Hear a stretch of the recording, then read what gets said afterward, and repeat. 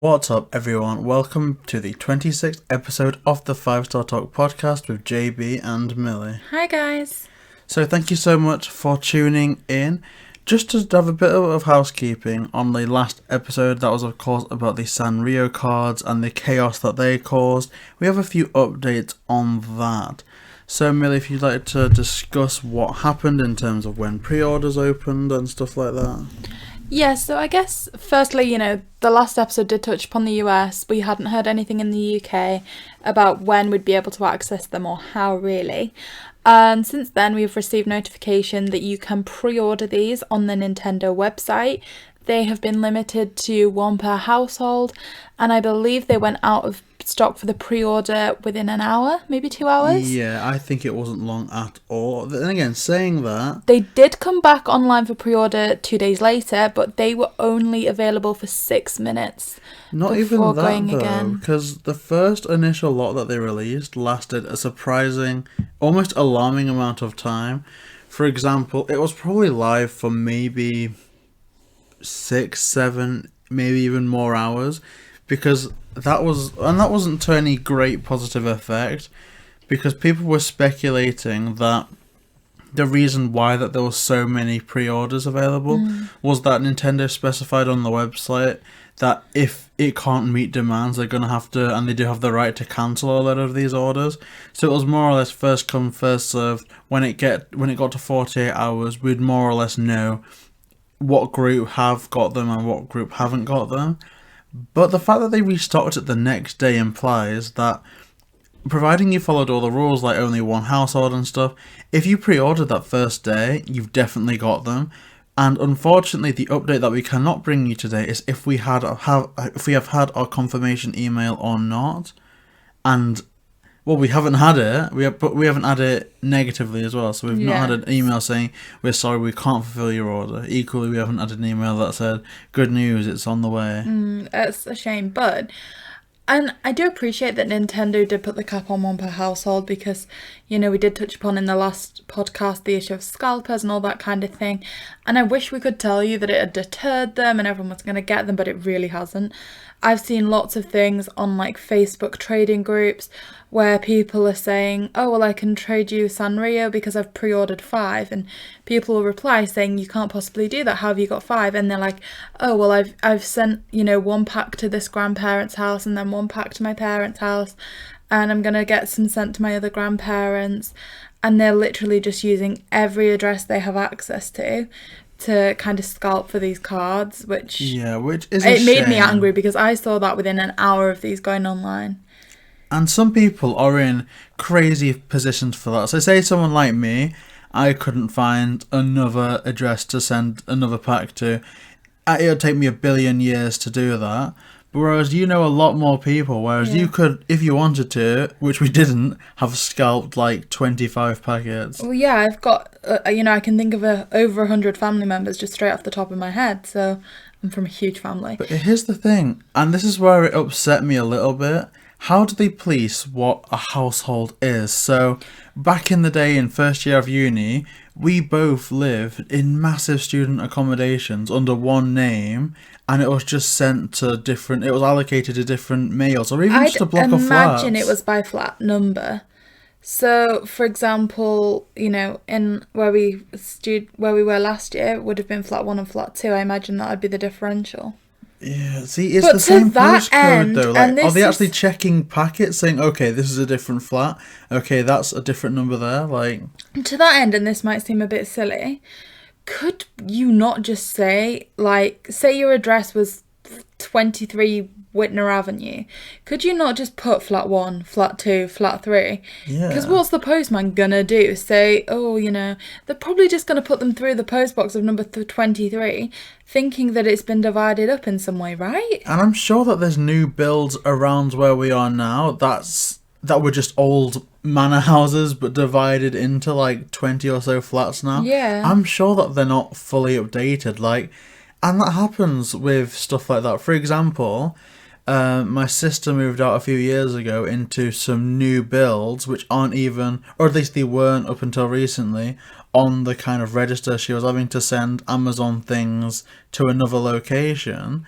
And so it's Okay, so say if my sister was a Nintendo fan, wanted the Sanrio cards, and if I'm a Nintendo fan, which I am, and wanted the Sanrio cards, that could be a situation where obviously, people listening to this in the US will be like, well, why don't you just swap cards when you've used them?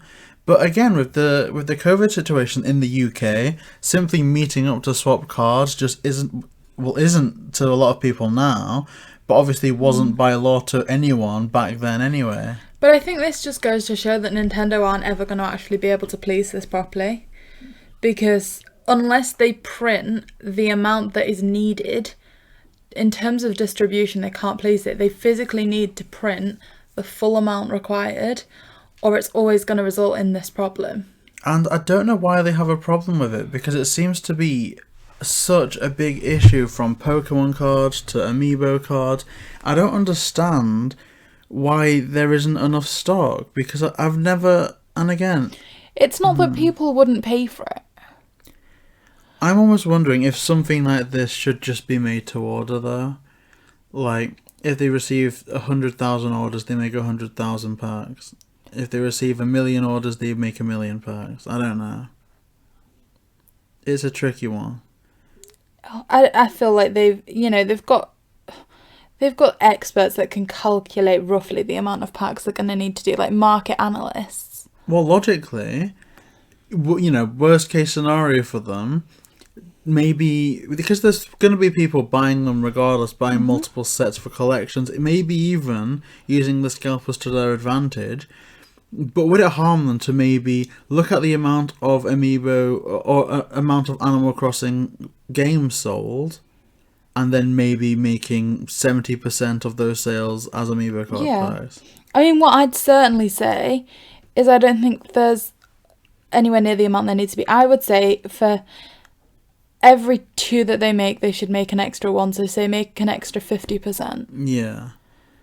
Yeah, 100%. They're certainly not doing it right now. It's the only way to stop the issues that we talked about in the last podcast. Because like I said, even with this cap on 1 per household, people are still doing it. And again, literally, we've heard nothing. So it is, I guess it's a holiday now. There was the Friday, Saturday, Sunday, Monday. But it's Sunday, early hours of Sunday morning, the 4th of April, and we've heard nothing from Nintendo, be it positive or negative, to do with the Sanrio cards. And I mean, I think the last thing that I want to contribute in terms of this issue is be really careful. If they are sold out and you still haven't got them and you are tempted to go and look at eBay, please proceed with caution, because people are posting the Sanrio cards on there before their orders have been confirmed. It is possible that you're going to be bidding, you're going to be paying, and then there's going to be issues arisen because they've ordered more than 1 pack to their house, or they ran out because Nintendo said they can't guarantee everyone's pre-order. So to that end, it could be that you're paying money on eBay and you aren't actually going to receive the product. So that is something to be really, really careful of. Yeah, I do not know what to make of the scalping situation at all. I feel like it's starting to become such a norm nowadays, even with the most obscure things. Like, we ordered some Easter eggs a week ago, and they were quite popular, to the point where people bought them up and were trying to scalp them on eBay. Scalping Easter eggs. Now, it was, I guess, part of merch, so it wasn't just like, scalping Cadbury's eggs. It was relatively limited. But just the fact that anything with limited on it is just going to encourage people to scalp. I mean, the issue was with those, for example, they weren't available outside of the UK. And because, it was merch, there was a fan base, people wanted them outside of the UK. So they were charging 3 times the amount to be able to ship them out of the country. Yeah, that's true. But I don't know, when people were initially criticising the Mario 35th anniversary, saying, why is this limited, why is that limited, for all I can see the merit of that, and I don't think that there's any reason why Mario 35 should have been limited. I think that's ridiculous. Same with digital downloads for 3D All-Stars and everything. But I did excuse them quite a bit for making 3D All-Stars physical copy limited, for not home circuit, for the Game & Watch limited. But seeing what things have become now, I do get why people were upset, because sticking limited on anything is just going to encourage these people to buy them and sell them for a ridiculous price. No, you're really correct there. And I think You know, Full 3D All-Stars was available for a limited run. I don't think it was too hard to get hold of, was it? No, At that time? it was very easy for us personally. I don't think they went out of stock ever really for that long a time. So what I'd say is, because they're at a higher price, people do struggle to sculpt those things a bit more. So the only way to stop scalpers on things like Sanrio cards would just be to add an extra £5 onto the price of the Animal Crossing game and provide it with it. And you'd have had to have done that from the start so people didn't already have their copies. Yeah. But again, if you guys do have any questions or information, in fact, about the Sanrio cards, whether you got your confirmation email, hopefully we will be up with you on an update in the comment section. Because we hope and pray that we do get an email confirming or denying our Sanrio cards. But please let us know in the comment section. So I guess with that out of the way, we're going to go on to our main topic. Zippity Bunny. Yep, the return of Bunny Day. So a lot of people were dreading this. Everyone hated Bunny Day last year, except for us it seems. Because I think we enjoyed it. Now, just to kick things off, what's your opinion? What was your opinion on Bunny Day last year? Okay, so Bunny Day last year, it started as we just got the game. So I was so excited. I loved this bunny character. It was amazing. I was so happy we were getting all these DIYs straight away. And this, like, you're never going to really hear people say this is their opinion of Bunny Day, but I'm going to say it anyway. I loved crafting every single one of those items and placing them somewhere on the island. There was the egg basket bed that I placed on a little rock to sunbathe on.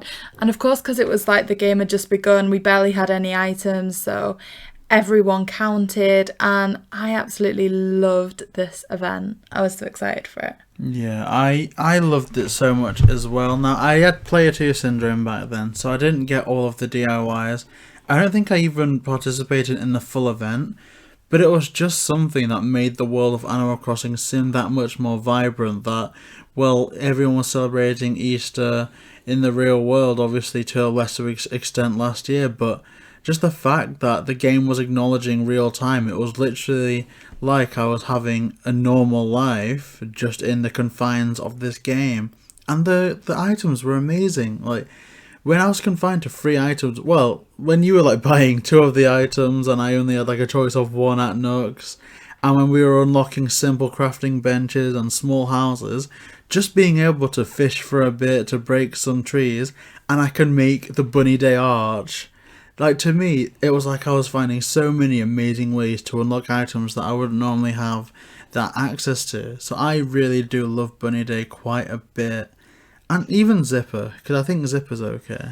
But I guess there were a lot of people that didn't enjoy it, and to that end we've seen a few changes with it this year. So you've told us how much you liked it before. How are you feeling this time around?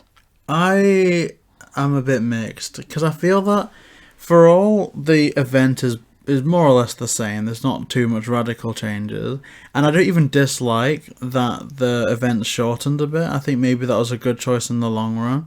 It does stick out to me as a sore thumb, not in a bad way necessarily, but if they're going to give us like 6 days to collect these eggs because there's so many DIY items and everything, either one, why is every other event in the game a 1-day thing where you get DIYs or where you make items and you're sent on a mission? And this is more or less the exact same premise, but it's like a 6-day thing. I would rather them keep this format going forward, but I would love Jack to be around for longer. Yeah. I'd love Parvey to be around for a bit longer, and they just give us the DIYs so we can make things. Whereas this is like so uneven. Like, I've got 4 stacks of water eggs at this point, 4 stacks of wood eggs, 4 stacks of earth eggs, and I've got just 1 like sky egg. Yeah, see, that's really difficult. It's because a lot of the DIYs come from the sky eggs, the sky balloons. So if you were new to getting the DIYs, if you didn't play it last year, all you're getting from the sky is DIYs because there's so many to give you in such a short space of time. Now, I will admit I was really excited for this event coming back round. It was one of my favourites, and I just started to get a little bit of burnout, and I was thinking this was going to bring it back for me, and it kind of hasn't, and I'm a bit disappointed in that. Well, this might be me saying this as a UK perspective purely, being in and out of lockdown. But my feeling is that I would have been in love with this event if this if how they handled it this year was how they handled it last year, and how they handled it last year was how they handled it this year. Because I feel that in order to fully grind all the eggs you need, in order to get all the sky eggs you need to pour hours into just running around your island popping balloons, which you could have realistically have done in the confines of, you know, a lockdown, a full-blown lockdown. I think that would have been so necessary, because I put the hours into it then, much more than I do now. I'd fully agree with you. And do you know what? Further, like, to that point, is everyone's island is so much fuller now, so it's difficult to get in a position where you can pop the balloons, and you need to pop double the amount because, you know, you need to get them for the DIYs, you need to get them for the eggs. So it's like you need to pop so many of the balloons, and it's so difficult to get stood in a place where you can do it when your island's this full. Whereas if you needed to like do it last year, it would have just been so much easier. So in a way we needed a shorter time, but now it needs to be longer. Yeah, like, it would have been so fun to just wake up every day of that initial lockdown just going, oh my gosh, okay, so we're going to spend this time prioritising these eggs and maybe this time prioritising those eggs, and that's what we're going to grind. We've made all the DIYs, we've had a great time, you know, and there's probably another update on the horizons. But if they did it like last year, this year, where maybe you've returned to work, maybe you've got other commitments, maybe there's other games you're playing out, maybe there's just a number of things you're doing, you can dip in and out of the game whenever you want, and there's an abundance of eggs ready. So it's not like, oh, I'm busy, you know, Easter Sunday, so that means that I can't have an opportunity to do this. Or I'm busy, you know, Good Friday, so I can't get those eggs. It's just there non-stop. See, I think one of the big issues is because the time is more limited, there is a higher necessity perhaps for time travelling. And I feel like time travelling can take some of the joy out of the game because you take it for granted. It can be, oh, well, I know that today is this event, but it doesn't matter because I can just travel back to it in a few days when I'm ready. It almost makes you lose some of the excitement of the game of, oh my goodness, this is happening today. I can't wait for this to happen today. Apparently, though, you can't time travel to Bunny Day last year. No, I think they just changed so much of it because people didn't like it. Do you think that they're going to block all the other holidays out? Like, eventually, once Bunny Day's over, we're not going to be able to just time travel back. I feel like that would just be completely oblivious if they did that. I think it would be insane to do it. I mean, say, for example, I think they blocked the last Bunny Day before this Bunny Day happened. So, say, let's apply that to a different one of the holidays. Let's say I wanted to do a wedding-themed island, and I wanted to travel back to wedding season to see Reese and Cyrus and get some of those items, but I couldn't do it. It'd just block the entire game because you can't catalogue those items, you can't reorder the items. Yeah. So it just blocks it completely, and I think that, you know, it does lose some of the joy of the game because ultimately time travelling should be a decision. It's a decision that I definitely wouldn't recommend time travelling because I do think that you do lose a bit of like the excitement of the game, but ultimately if you're doing lots of design work like we are at the minute, then it does make sense. So yeah, it's difficult. I used to be stubborn as heck in terms of time travel, but now I've gone a bit rogue just because when you're redoing your island, it's miserable to spend hours on end shifting staircases and stuff. Yeah. But yeah, it would be so frustrating. Imagine if you had like a wedding season area planned. Yeah. You can't travel backwards, you can't travel forward because it's time locked. So you literally are blocked in creativity. I mean, yeah. And no other game does that. Like, and I guess that's maybe the Nintendo charm, I guess you can call it. But it gets to a point where they're just being a bit obnoxious for the sake of it. Whereas imagine if they did that in a game like Minecraft, like you can only go in creative mode in March, or you can only go to the Nether in November. Like, that's crazy. But then, like you were saying, they've removed some of the, I don't know if it's called patching or what it's called. They removed some data, so you can't travel back to that.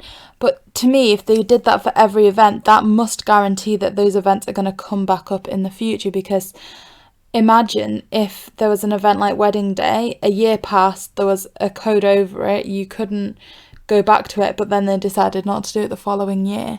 They are items in the game that you're never going to get back. Yeah, and that will just... Well, we know what that will lead to. That will lead to people that were around for the items or, can do dodgy things with their game, saying, come to this island with wedding season things and, just give us £5. Exactly, £10. more scalpers. The issue In-game arises scalpers. again.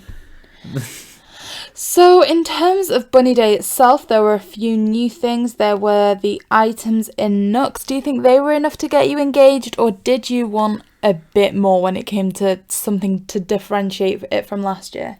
The issue is, I feel that you have to dedicate that much of your time looking for sky eggs and things that there's no time to prepare your island if you're going for like an Easter core in time.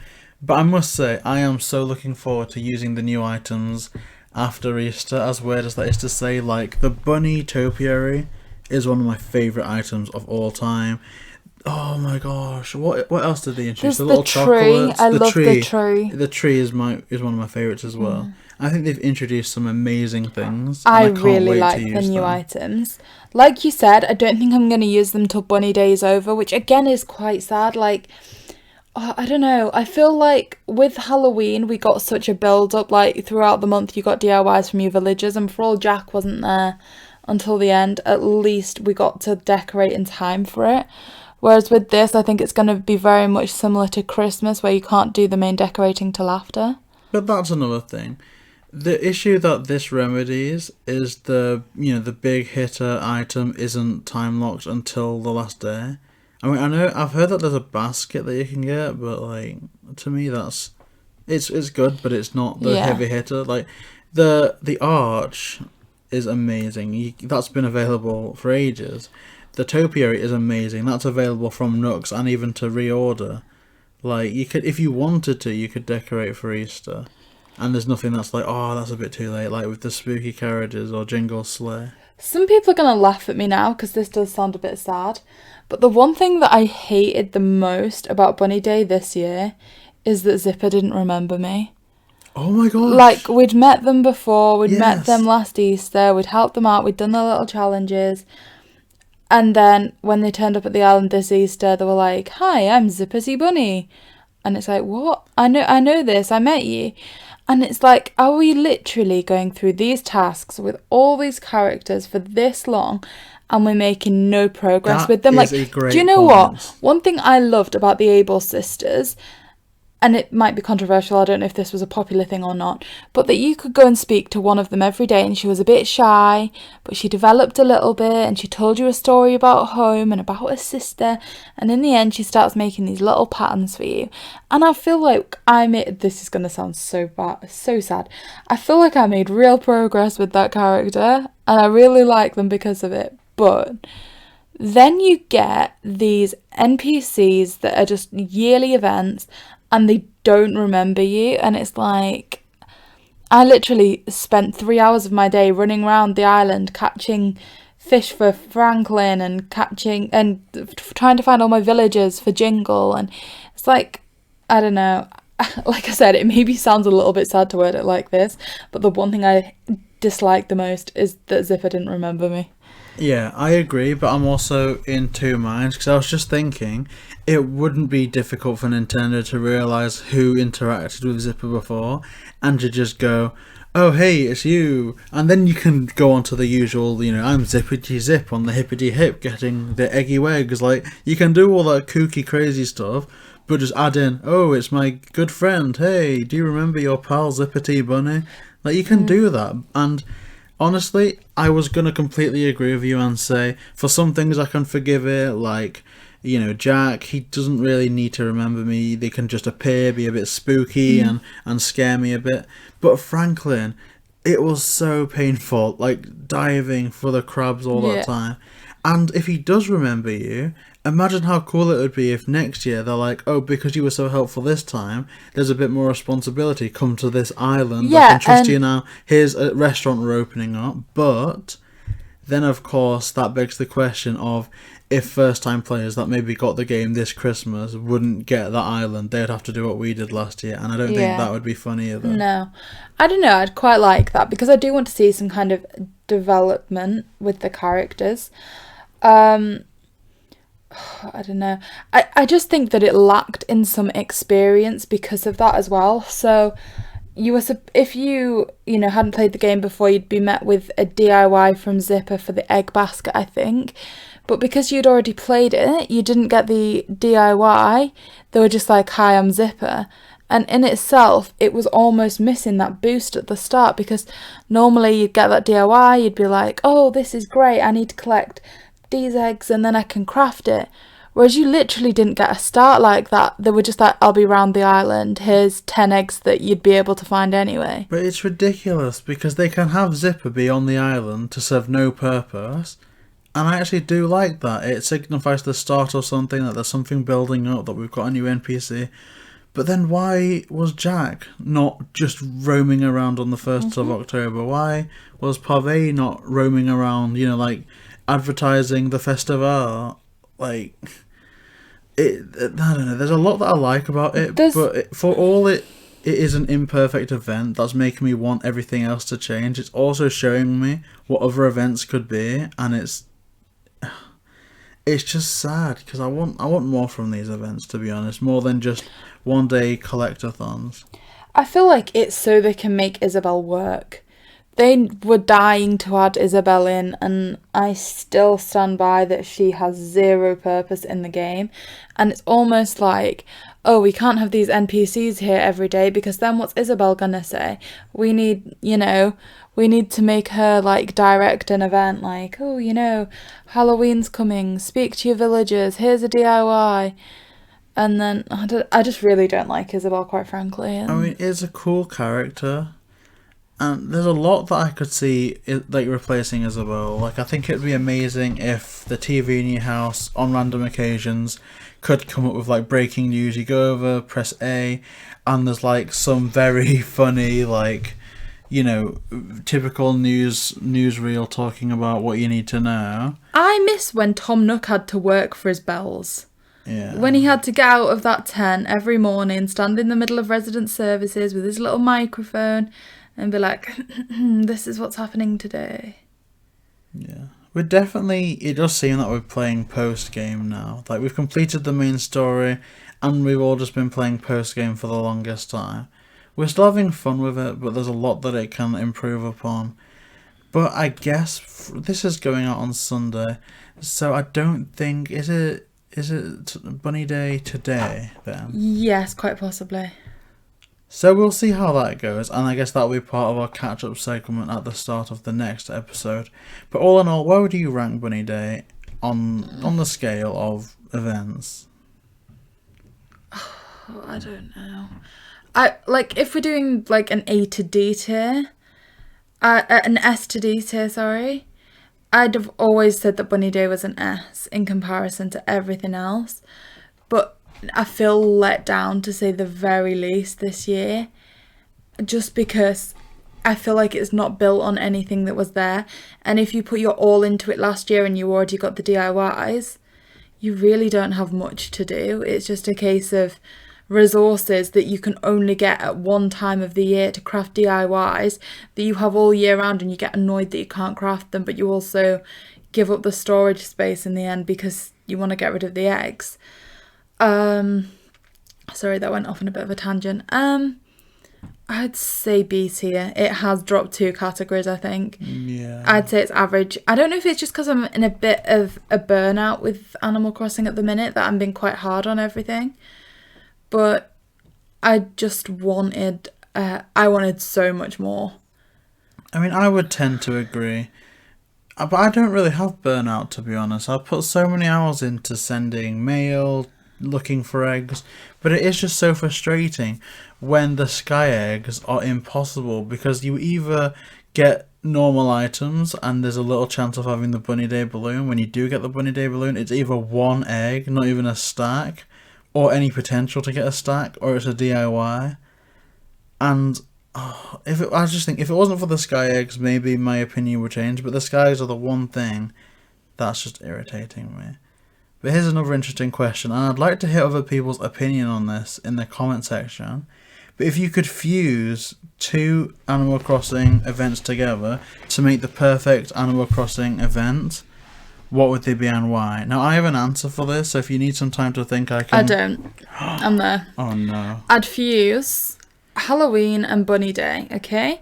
I liked a lot throughout Halloween that you could go around to see your villagers and you collected the DIYs from things that they were crafting. That was great. And it would solve the issues of popping the sky eggs and things, because then you would be guaranteed a sky egg every time you popped a balloon, and the DIYs would be solely from either the beach or going to visit your villagers, and also giving you a month in advance to craft those DIYs so you could fully decorate your island for Easter, because we have seen some beautiful, absolutely stunning Halloween islands, and I don't think we've ever done an Easter tour, because I don't know, I just feel like it's not a long enough event. I'd be up for an Easter tour, though. Yeah, I mean, Easter Island's a real place. Oh. Let's take it quite literally, guys. Like, let's do this, and we'd love to tour. But so yeah, I would, you know, bring together the duration and the way of collecting DIYs from Halloween, but with the DIYs, with the character, the regularity of Bunny Day. I like that. What about you? Because you did have an answer.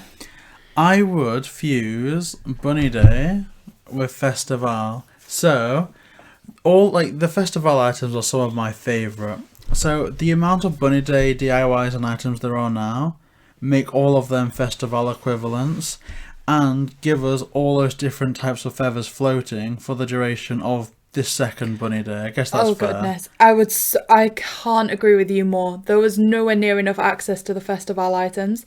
You could only catch those feathers on one day. You can only get those items on that one day. Oh, imagine if the time lock festival. You can only customize them for that day because you need feathers to do it. It is insane. That's the reverse Bunny Day. And here's what annoys me. Bunny Day gets so much criticism online, but why is no one out there raging that Festival? Amazing items, but no access to them at all beyond that, unless you time travel, and maybe even not then in the future. Oh, it's just frustrating. So little time to get them, and you can't even reorder them. Only one day to customize them. It's sad. Very sad. So I guess if that concludes what we have in that Bunny Day section, we are going to be moving on to our final segment now, which is something very, very new.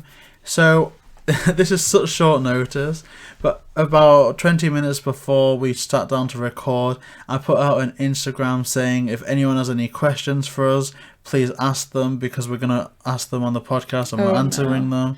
So we have got one question that we're going to be answering today. Millie doesn't know what this is, I do. But, okay. I'm going to read it out now. And so if you guys do have any questions, feel free to comment them down below. Or just follow us on Instagram, because I'll be doing another one of these questions thing. Hopefully with a bit more notice before the next 5-Star Talk podcast. So I'm going to leave who asked this anonymous, because I don't know if they want us to say. I don't think there's nothing rude here. There's no reason why they shouldn't. But just let us know if you want it to be anonymous or not. So it's, do you plan your content, like set things to come out on certain days? So what's your perspective? Because I think I need a rest. I'd say it very much depends on JB's energy. Like, I'll quite often sit there and like fire out a couple of like Animal Crossing speed builds and stuff. And then, you know, it's just, I guess, when you've got time to get them out. I mean, the only thing we really time is 5-Star Talk. That's a Sunday thing. We try and get that out at 10 p.m. UK time every Sunday. And yeah, premiere that with you guys. Other than that, I'd say we aim for daily uploads. Nothing specific. Yeah, just, and I guess we try and like interweave an island tour within, say, once every 3 videos at least, just because, you know, you guys seem to enjoy them the most. Yeah. But I wouldn't say we sit there and plan anything like, okay, so let's do daily uploads. This is going to be Mondays, Tuesdays, Wednesdays. We want to get this one out at 7, this one out at 10, and this one out at 2. I mean, we definitely talk. We're definitely And this is going to make us sound very, very sad, but one of the first things that we ask each other when we wake up is, what videos do you want to do today? Do you have anything planned? And again, at night it's, so have we made the videos we wanted to today? Is there anything that we want to plan for tomorrow? I mean, I can actually promise you guys that I think 95% of days I ask you about channel stuff and you check your phone about channel stuff before we've even said good morning to each other. Yeah. There's no pleasantries of, oh, good morning, how's the channel? It's did you get that video out when I fell asleep last night? How did the premiere go? Yeah. Because, I don't know, JB's quite a night owl. He likes to stay up really late, but I like to sleep. So quite often he'll stay awake and do premieres and edit videos that I've recorded during the day or something while, I'm asleep. So first things in the morning's just kind of hi, how was the premiere? Yeah, it's good. I would say we definitely have a sequence, at least now. We would never release a Vivid Voltage unboxing along with, after a terraforming video, and then release an Amiibo card showcase, and then release an unboxing. It's definitely got to a stage where it's unboxing, then tour, and then maybe podcast, then another tour, then terraforming. Yeah, we certainly try and not do two of the same together. Yeah, I like doing all the content we make. There's nothing that I dislike. And I'll be honest, if we kept up going ham with home circuit things, I think I would have eventually got tired of it. And we might do another video, because I do miss doing them. But I think if we tried to do daily or weekly home circuit videos, I would have been sick of it. But it lost its grandeur after a while. After a few weeks, it was no. And I feel like that was quite conclusive amongst whoever had the game, quite frankly. But I love all the videos we're doing now. But it's I'm very conscious about numbers, which is not something that you should strive to be. But in terms of, I don't want to upset people, but I also want to do what we like doing. So I tend to do it in a sequence of something that a lot of people are going to like the island tours, that we like doing, that primarily I think is why people subscribe to us in the first place. And then a passion project like Vivid Voltage openings, which we absolutely love, and they might get lower views, but it's something that we like. And then maybe another tour that a lot of people are gonna like. So I think that's fair. And I'm a bit ashamed of my performance this week because my mental state can fluctuate. If I'm really down, I want to do nothing but make videos to distract me, to make me feel happier. Or if I'm also down, it can drain my energy and we don't release any videos. Equally, if I'm really happy, I want to record 10 videos. But then again, if I'm really happy, I might just want to listen to music and dance about for a bit. I mean, I think the channel's been a little bit slower maybe this week. Yeah, so last 5-star talk, 6 days ago, we've uploaded 4 videos. Maybe 5 by the time this one comes out. In that time. So still daily, I think. But then the week before that, we were nearly doing 3 videos every day, weren't we? Yeah. It was so good. So we do try and push as hard as we can with content to bring you as much as we can. Comment below and let us know what you are enjoying the most so we can make sure we're bringing that to you. But just in general, if you want to see variety Nintendo content, including Animal Crossing, Mario, and so much more, then please like, comment, and subscribe. JB and Millie. And remember to drop any questions you have for the future episodes in the comments.